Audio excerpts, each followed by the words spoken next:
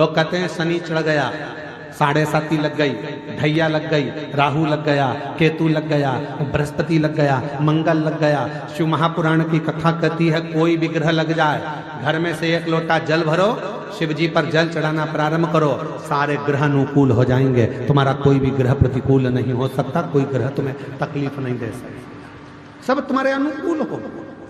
People की जड़ में इत्र का जल, भगवान पीपल देव पिपलेश्वर महादेव का स्मरण कर कर पीपल की जड़ में अगर जल चढ़ा रहे हैं और मान लो शरीर में कोई कष्ट हो गया है, शरीर में कोई रोग हो गया है, कोई मालूम पड़े ये हाथ 4 दिन से दुख रहा है या 4 दिन से ये नस दब गई है या ये कमर दब रही है, तो आप 2-4 दिन कर देखो।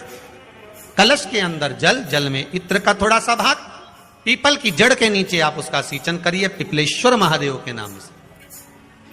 उस जल को थोड़ा सा भाग लेकर आ जाओ उसी में से जो चढ़ाया है, और उस स्थान पर जहां कष्ट है उसको लगाना। पीपल के पेड़ के नीचे हम लक्ष्मी जी के साथ शनिवार के दिन आपसे मिलने के लिए आए हैं। शनिवार के दिन जो पीपल के वृक्ष के नीचे दिया लगाएगा उसके घर में कभी संपदा की कमी नहीं होगी।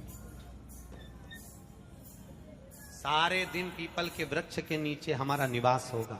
आज भी नियम है, जिसको शनि लग जाता है एक काजल की डिब्बी ले लो और काजल की डिब्बी को 21 बार उतार कर उसको एकांत में जाकर जंगल आदि में एकांत में किसी पेड़ के नीचे इतना सा खड्डा खोद कर उसमें काजल की डिब्बी को डाल दो और मिट्टी से पूर दो, उस व्यक्ति का शनि समाप्त हो जाता है। काशी विश्वनाथ का नाम लेकर काजल की डिब्बी को 21 बार उतार कर अगर काशी विश्वनाथ का नाम लेकर शनि वाले व्यक्ति को अगर पेड़ के नीचे दबा दे, शनि समाप्त। शनि उसको शनिवार के दिन जो पीपल के वृक्ष में सरसों के तेल का दीप लगाता है उसको शनि कभी परेशान नहीं करता। एक बात हमेशा ध्यान रखिएगा, मान लो अगर कोई भारी रोग ऐसा शनि महाराज के कारण हो गया हो, अच्छे काम करते करते उल्टे हो रहे हैं, होते हैं किसी किसी के साथ में, विपरीत परिस्थितियां आ जाती है, अच्छा करने जाओ बुरा हो जाता है, अच्छा कर्म करने जाओ बुरा हो जाता है। तो पीपल के वृक्ष की जो छाल होती है, छाल देखिए पीपल के वृक्ष में जो छाल लगी होती है, उस छाल को घिसकर चंदन बनाकर भगवान शंकर का स्नान कराकर अभिषेक कराकर पूजन कराने के बाद हमें पिपलेश्वर महादेव का नाम लेकर, कौन से महादेव?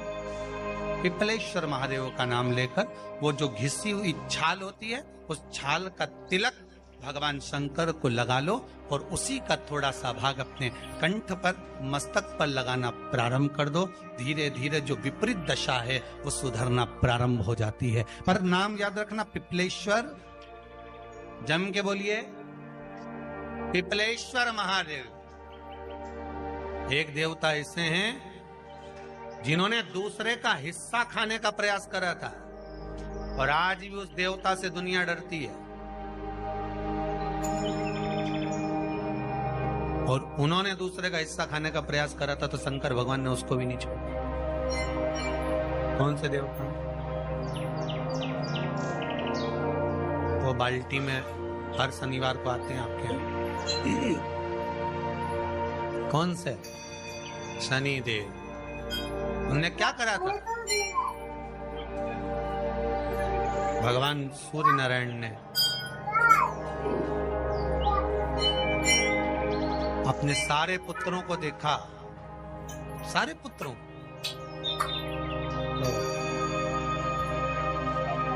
सारे पुत्रों को देखकर आज मेरे सूर्य नारायण भगवान बड़े सुखी, बड़े प्रसन्न। मेरा पुत्र शनि भी श्रेष्ठ है, मेरा पुत्र यम भी श्रेष्ठ है, सब ठीक है। आज भगवान सूर्य देवता ने अपने पुत्रों को बुलाकर कहा, आज मेरा मन कर रहा है कि मैं सारे लोगों का राज्य अपने पुत्रों को बांट दूं, सबको अपना अपना हिस्सा दे दूं। शनि महाराज जी को भी हिस्सा दे दिया गया। अब जब शनि महाराज जी को हिस्सा दे दिया तो शनि महाराज जी संतुष्ट नहीं हुए, दुनिया में ऐसे लोग बहुत सारे हैं जो संतुष्ट बहुत कम हो पाते हैं। शनिदेव के मन में संतुष्टि नहीं हुई। जब शनिदेव के मन में संतुष्टि नहीं हुई तो शनि महाराज उसी समय पर अपने सारे भाइयों का हिस्सा बटोरने लगे, उस पर कब्जा करने लगे। कब्जा करने लगे तो सूर्य देवता की आंख में जल भर गया। कितना तेजवान सूर्य नारायण, कितने तेजवान, कितना तेज भगवान सूर्य के पास में था। पर शनि महाराज को देखकर आज रो रहे हैं। शनि महाराज को, शनि महाराज ने अपने भाइयों के इस हिस्से पर क्या कर लिया।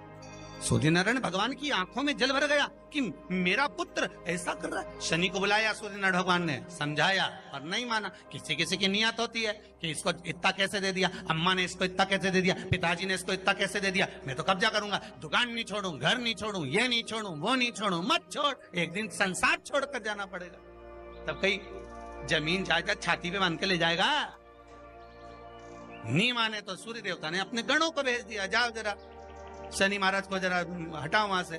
शनि महाराज को गुस्सा आया और शनि महाराज ने उन सारे गणों को नष्ट कर दिया। सूर्य नारायण रो रहे हैं। भगवान शंकर की पंचायत में सूर्य देव भी हैं, मतलब शंकर भगवान के मित्रों की गणना में सूर्य आते हैं। भगवान विष्णु, सूर्य नारायण, शंकर भगवान, माँ दुर्गा, गणेश जी, ये पंचायत है ना शंकर की, शिव पंचायत। शिव परिवार में कार्तिकेय, गणेश जी, पार्वती जी, शंकर जी, नंदी, ये शिव परिवार। पंचायत में सूर्य देवता। सूर्य नारायण को रोता हुआ देखकर भगवान शंकर को बड़ा दुख हुआ। शिव जी ने पूछ लिया, क्या बात है, आप रो रहे हो? नारायण क्या हो गया? मेरा बेटा मानने को तैयार नहीं है। आप चिंता मत करो, अभी देखता हूं मैं जाकर। और भगवान शंकर ने जाकर तुरंत सूर्य नारायण भगवान के कहने पर शनि देव को जाकर समझाया। इतने में तो शनि देव आग बबूला हो गए। आग बबूला होकर शनि देव ने कहा, ए शिव, आप मुझे जानते नहीं हो? शंकर भगवान ने कहा, क्या जानना है ये बताओ, क्या जानना है ये बताओ। शनि देव कहते हैं, आप मेरी दृष्टि को नहीं जानते। शंकर भगवान ने कहा, तू भी नहीं जानता कि तेरी दृष्टि खराब कैसे हुई। तेरी दृष्टि को श्राप किसका लगा है तुझे नहीं मालूम क्या? शंकर भगवान ने जब समझाना चालू करा कि देख शनि देव, तुम तो कह रहे हो, तुम तो बोल रहे हो कि मेरी दृष्टि नहीं जानते। हम जानते हैं आपकी दृष्टि, मना नहीं है, जाना, पर आप नहीं जानते क्या? शिव जी जानते हैं। शिव जी ने कहा, मैं सब जानता हूं। आपका विवाह करा सूर्य देवता ने, आपकी पत्नी घर में आ गई, आप अपनी पत्नी को देखते तक नहीं थे, इसलिए आपकी धर्म पत्नी ने आपको श्राप दिया कि जिस पति ने मुझ पर दृष्टि नहीं डाली, मेरे वो पति की दृष्टि कुदृष्टि हो जाए, जिस पे डालेगा वो बर्बाद हो जाए। शनि महाराज ने कहा, आप मेरी पत्नी की याद मत दिलाओ। शंकर भगवान बोले, ए शनि, फिर समझा रहा हूं, हिस्सा छोड़ेगा कि नहीं छोड़ेगा? शनि बोले, नहीं छोड़ूंगा। शंकर भगवान ने उठाया, पीपल के पेड़ के नीचे ले गए और पीपल के पेड़ के नीचे शनि महाराज को उल्टा लटका दिया। 19 साल तक शनि महाराज को पीपल के पेड़ के नीचे शंकर जी ने लटका के रखा। अब बोल, 19 वर्ष तक शनि महाराज पीपल के वृक्ष में, पीपल की जड़ पर बंधे रहे, बोले ही नहीं, शिव टंगे रहे। दूसरे का हिस्सा खाने वाले को जब शनि महाराज जैसे के लटका दिया भोलानाथ ने, तो तुम कहीं लगो रे लाइन में? मेरा विचार तो करो। 19 वर्ष तक शनि महाराज लटके रहे, तब 19 वर्ष नेत्र बंद कर कर शनि महाराज ने शंकर की आराधना करी कि दुनिया में कोई ऐसा नहीं जो मुझे उल्टा लटका दे, केवल एक यही है जिनने मुझे लटकाया है। तो 19 वर्ष तक तप करा तो शंकर जी प्रसन्न हो गए धरनी को हटाकर पार्वती को लाए, साथ में आशीर्वाद दिया, शनि महाराज को खोला। वर मांगो, तुम्हें क्या चाहिए, मांगो तुम्हें क्या चाहिए। शनि महाराज ने कहा मांगूंगा कुछ नहीं, आप वर दे दीजिए। शंकर जी ने कहा मैं तुम्हें दंड अधिकारी बनाता हूं कि आप अच्छे और बुरे का दंड दोगे, आप अधिकारी बनकर बैठोगे, मेरा आशीर्वाद तुम्हारे साथ में। दंड अधिकारी भगवान शंकर का एक अवतार है पिपलाद अवतार। पिपलाद अवतार जब दधीचि ऋषि की अस्थियां चली गई, उनकी धर्मपत्नी सुवाच ने देखा मेरे पति को मार दिया गया, मेरे पति की अस्थियां ले गए राक्षसों का संहार करने के लिए, उनकी अस्थियां लेकर चले गए, मेरा पति चले गया। सुवाच गर्भ से थी, मरना चाहती थी, प्राण छोड़ना चाहती। शिव जी ने देखा ये तो अग्नि के ऊपर चढ़कर अपनी देह त्याग रही है। शंकर भगवान ने आकर कहा रुक जा सुवाच, रुको, तुम्हारे गर्भ में बच्चा है, तुम्हारे गर्भ में बच्चा है, वो बच्चा मर जाएगा, अब इस बच्चे को जन्म देकर भी क्या करूं। नहीं पिता, तुम्हारे गर्भ में जो बच्चा है वो महाज्ञानी है, तुमने मुझसे प्रसाद के रूप में मांगा था, कहा था शिव जैसा पुत्र होना चाहिए, तो क्या तुम शंकर को नष्ट कर दोगे। मैं शंकर को जन्म दूंगी। सुवाच ने 2 पत्थर उठाए, अपने गर्भ पर मारना प्रारंभ करा, गर्भ पर मारा, बच्चे ने जन्म लिया। बच्चा 7 महीने का था, उस बच्चे को उठाकर पीपल के कोटर में रख दिया। पीपल की कोटर, एक गिलहरी पीपल के फल को लेकर आती थी, पिपलाद के मुंह में देती थी। शिव का एक, इसलिए शंकर का नाम ही पिपलेश्वर महा।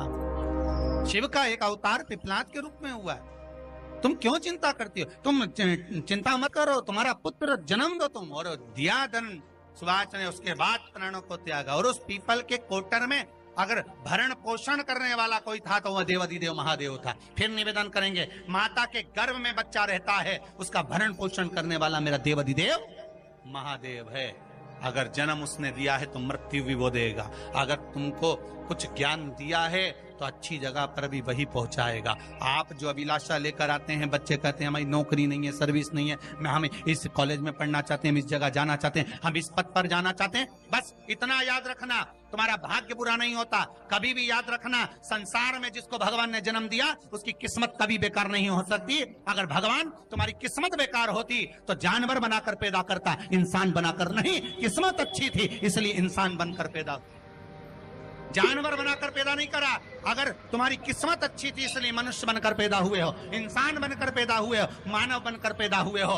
भगवान को दोष मत देना कि भगवान ने किस्मत बेकार दी है। भगवान ने किस्मत अच्छी बनाई है इसलिए तुझे मृत्यु लोक में जन्म दिया।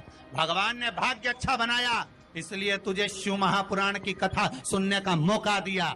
नहीं तो भाग्य में नहीं होती तो कहां से मिल जाती। किस्मत अच्छी है तो भगवान नौकरी भी लगाएगा, धंधा भी करवाएगा, सर्विस भी कराएगा, विवाह भी करेगा, शादी भी करेगा, मकान भी बनाएगा, जायदाद भी देगा, संतान भी देगा। उसने दिया है पेट तो भरेगा वही। हम काय को अपने माथे पर ले, मैंने इतनी पढ़ाई कर ली, मैं इंजीनियर हो गया, मैं ये बन गया, मैंने तो ये कर लिया, उसके बाद भी मैं घर में बैठा हूं, मेरा छोरा घर में बैठा, इतना पढ़ने के बाद बैठा।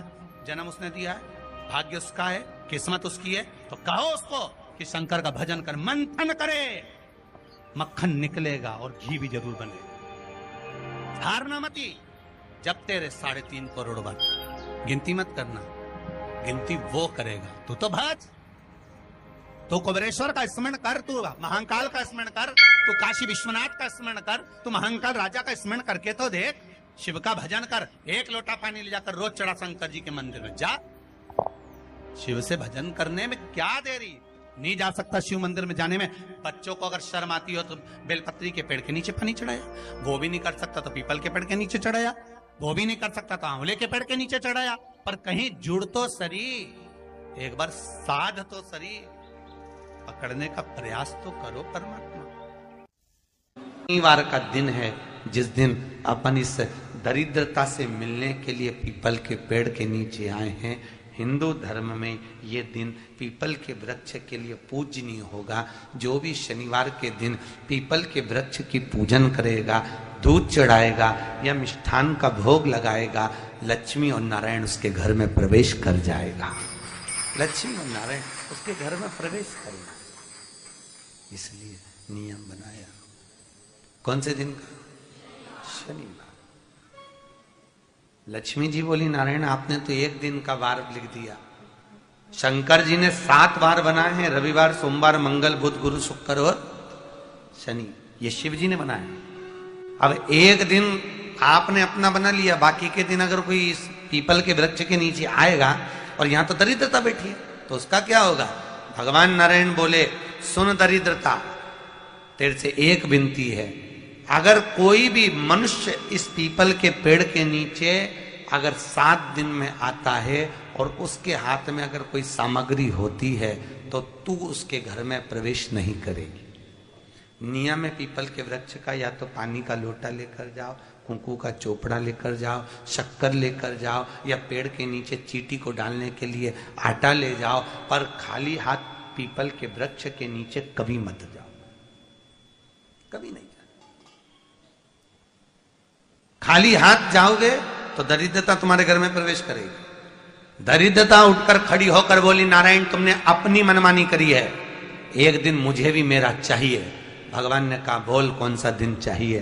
दरिद्रता कहती है, रविवार के दिन इस पीपल के वृक्ष के नीचे मैं दिन भर नृत्य करूं, इसमें रहूं, और जो यहां आए रविवार को मैं उसके घर में प्रवेश करूं।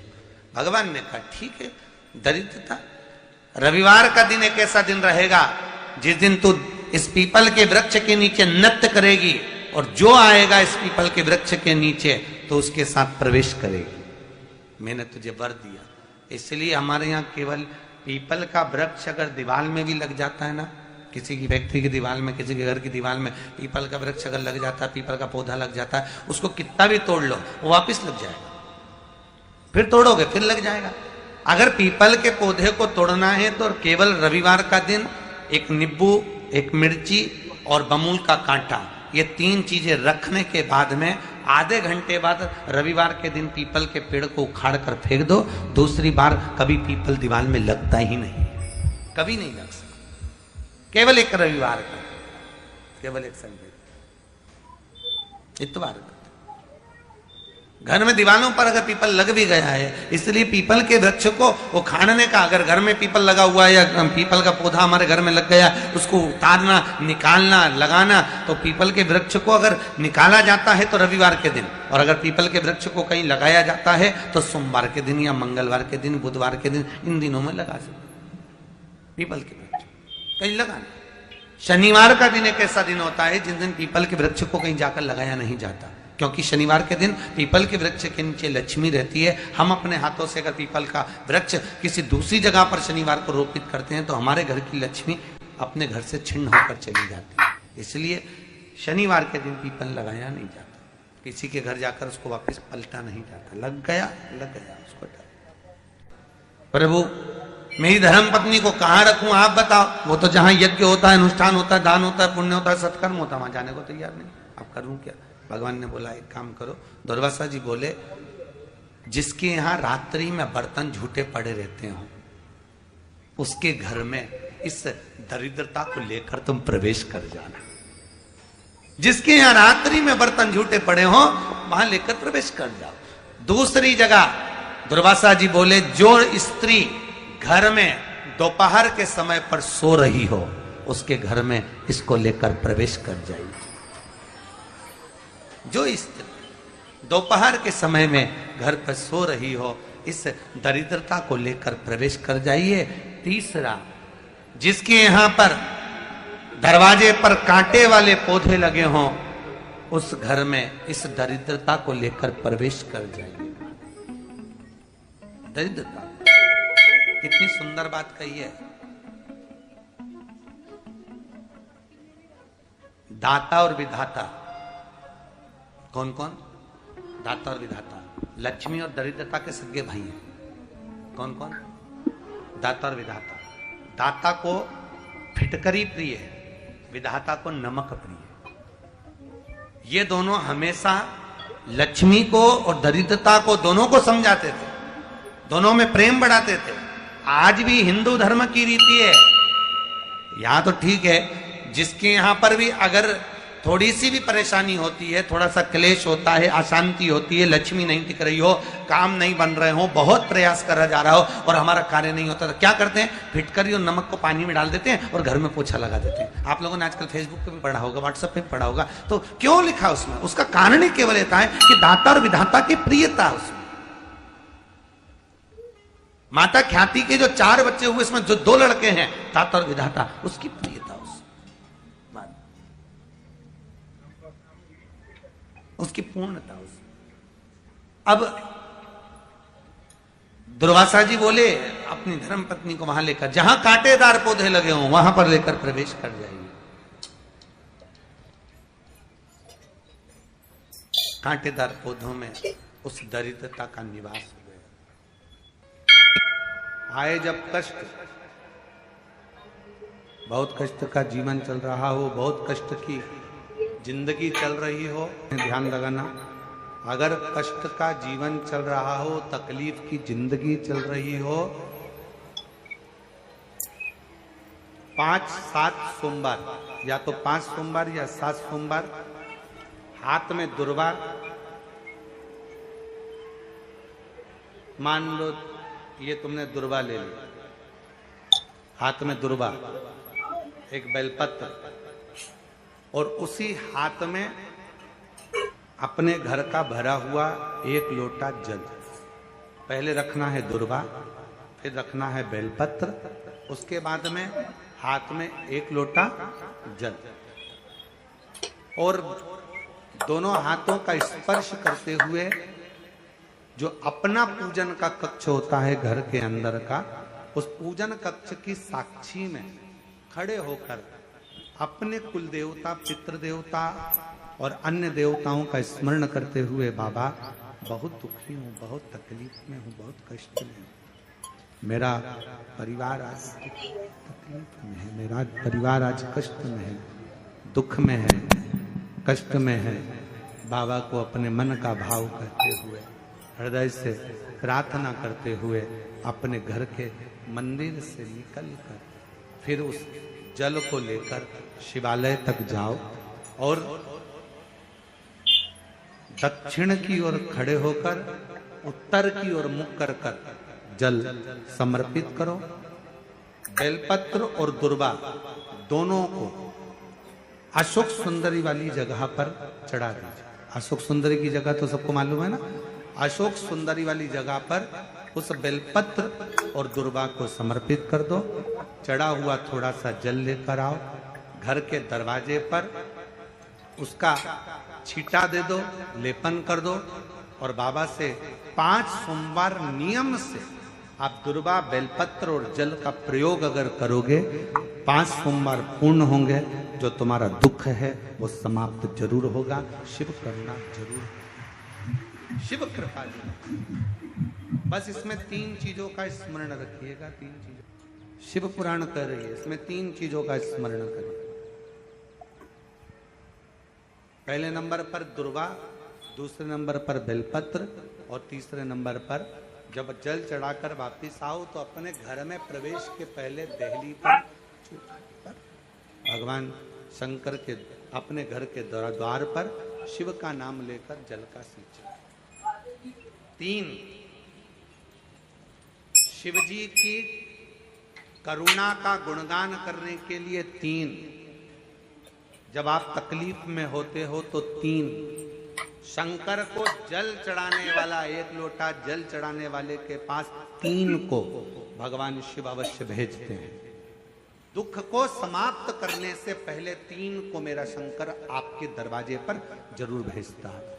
पहले नंबर पर मां आदिशक्ति दुर्गा को आपकी पड़ोसन के रूप में, आपके रिश्तेदार के रूप में, आपके कुटुंबी के रूप में, आपके संबंधियों के रूप में, किसी ना किसी के रूप में आपके पास भेजकर बोलेंगे, क्यों घबराती हो, क्यों चिंता करती हो, क्यों टेंशन लेती हो, मैंने सुना है कथा में बाबा ने ये बताया था, एक काम कर, एक बेलपत्र एक दुर्वा लेकर जा, बताएगी, आएगी, बैठेगी, सुंदर, उस दिन उसका चेहरा देखोगे आप तो आपको लगेगा ये मेरी पड़ोसन नहीं हो सकती। उसका चेहरा देखोगे तो आपको लगेगा ये मेरी देवरानी नहीं, ये मेरी जेठानी नहीं, ये मेरी ननंद नहीं, ये मेरा रिश्तेदार नहीं। आज इसका चेहरा कुछ और बोल रहा होगा। जब होगी तब कोई तुम्हारे कहेगा, धीरे से सामने नहीं आएगा तो सुंदर स्वरूप धारण कर कर स्वप्न में आकर कहेगा। ऐसा लगेगा कोई तुम्हें जगा कर कह रहा है कि तू घबराना मती,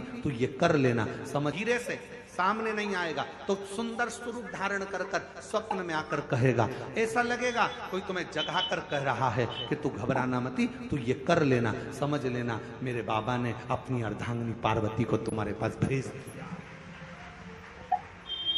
मेरे शिव ने अपनी पत्नी को तुम्हारे पास भेज दिया, अपनी अर्धांगिनी। दूसरे नंबर पर मेरे भोले बाबा, मेरे शंकर, मेरे त्रिकालदर्शी, मेरे करुणा सागर, मेरे शंकर दूसरे नंबर पर अपने गण भृंगी को भेज देते। शिव जी के गण श्रृंगी और भृंगी का कर्म क्या? श्रृंगी शिव से दूर नहीं होता और भृंगी शिव जी की आज्ञा पाकर शंकर के भक्त के पास जाकर बैठता है। शिव जी अपने दूसरे पात्र को भेजते हैं भृंगी को। भृंगी दूसरे नंबर पर जाता है। उसका काम क्या है? भृंगी का कर्म क्या है? तो कहा भृंगी कभी भी सामने अपने प्रतिबिंब से नहीं आता, किसी का स्वरूप धर कर नहीं आता। भृंगी आपके हृदय में आकर भीतर से बोलने का प्रयास करता है। ये काम गलत हो रहा है, इसको रोक ले। तेरा मन से अंदर से बोलने का प्रयास करेगा, एक काम कर, तू वहां चले जा, ऐसा हो सकता है, तू ऐसा कर ले, तू वैसा कर ले। वो बताने का प्रयास करेगा, वो आपको ले जाने का प्रयास करेगा, उस तक ले जाने का प्रयास करेगा कि ये कर्म कर, ये कर्म कर। भृंगी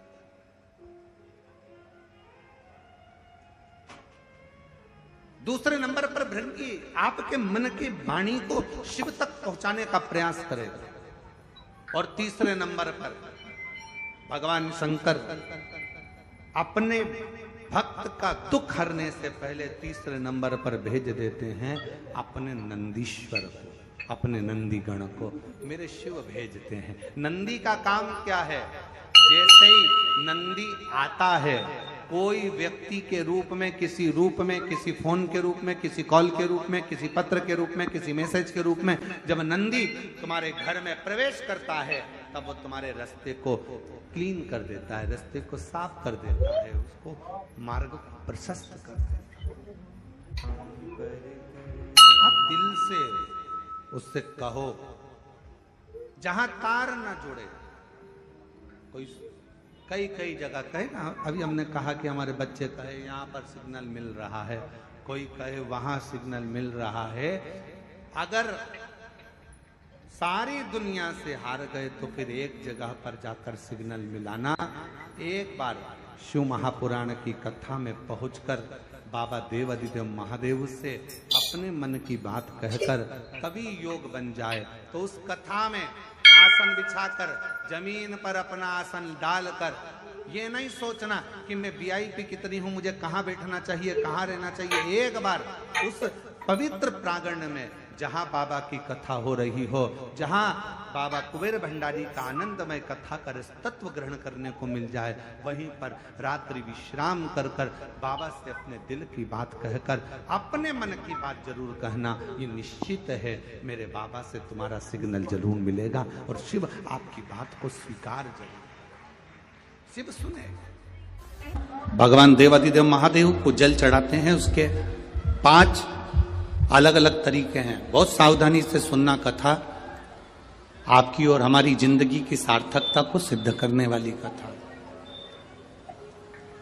आज पंजाब की इस पवित्र भूमि पर अगर यह प्रसंग निकला है तो इसको आप अगर सुनेंगे तो आपका जीवन सार्थक होगा। शिव जी को 5 तरह से जल चढ़ाने का तरीका है। जैसे पंचामृत होता है, दूध, दही, शहद, घी, शक्कर, ये सब पंचामृत के अंतर्गत आते हैं, उसी तरह शंकर जी को 5 तरह से जल चढ़ाने का क्रम वर्णित किया गया। अब उसको समझेंगे, बहुत सावधानी से समझिएगा। पहला, जल लेकर आए, सीधे डायरेक्ट शंकर भगवान के शिवलिंग पर चढ़ा दिया, ये प्रथम जल का चढ़ाने का तरीका। दूसरा, जहां से पानी बहकर जाता है, जहां से जल बहकर जा रहा है, उसके ठीक विपरीत जल उत्तर में जा रहा है, आप दक्षिण में खड़े होंगे और दक्षिण में खड़े होकर उत्तर की ओर मुख करेंगे और शिव जी को जल समर्पित करेंगे। ये रोग मुक्ति करने वाला है और हमारे रोग पर हमें विजय प्रदान करने वाला है। ये जल चढ़ाने का। एक सीधे मंदिर में गए, लोटा भरकर जल उठाया, शिव जी को चढ़ा दिया। दूसरा जल, जहां से पानी बहता है, शिव जी का चढ़ा हुआ जल जहां से बहकर जाता है, उसके ठीक विपरीत में शिव जी का जल इधर जा रहा है तो तुम यहां खड़े हो, तुम यहां बैठो, यहां मत बैठना, यहां मत बैठना, इधर बैठो। अगर रोग का निवारण है तो यहां बैठकर। तीसरा, अशोक सुंदरी से जल चढ़ाते चढ़ाते शिवलिंग तक लेकर जाना और शंकर भगवान के शिवलिंग पर पूर्ण जल समर्पित करना। ये तीसरा तरीका। ये कार्य की सिद्धता के लिए हम जब किसी से आस ना लगाकर परमात्मा से विनती करते हैं तो वो विनती करने का तरीका। तीसरा। चौथा, शिव जी पे चढ़ा हुआ जल 5 जगह पर समर्पित करना। गणेश जी, कार्तिकेय, अशोक सुंदरी, शिवलिंग और जलाधारी। ये चौथा क्रम है। जब जिस नारी का, जैसे मेरा नाम मोनिका है, मेरे पति का नाम संजय सिंह है, मैं दिल्ली स्वरूप नगर के निवासी हूं, मेरा फोन नंबर ये है। कहीं बैठी हैं? मैं बाबू को लाए हैं क्या? नहीं लाए? ठीक है, मैं प्रणाम करने के लिए लाई हूं। गुरुदेव, बाबा बाबा है। बैठी है बहन। शिव तत्व है। एक जल चढ़ाने का तरीका, शिव जी को हम जो जल चढ़ाते हैं उसका एक तरीका भी हमारी जिंदगी में अगर हमने उसको स्मरण में रख लिया तो हमारी कार्य की सिद्धता को सिद्ध कर देता, हमें सफलता की ओर लेकर चले जाता है। सीधे जल चढ़ाना, दक्षिण में बैठकर उत्तर की ओर मुख कर कर जल चढ़ाना, अशोक सुंदरी से लेकर शिवलिंग तक जल चढ़ाना, 5 स्थान पर गणेश, कार्तिकेय, अशोक सुंदरी, जलाधारी, शिवलिंग पर जल चढ़ाना 5 स्थान पर। ये चौथे नंबर का। और 5वां जल समर्पित करना। 5वें नंबर का जल।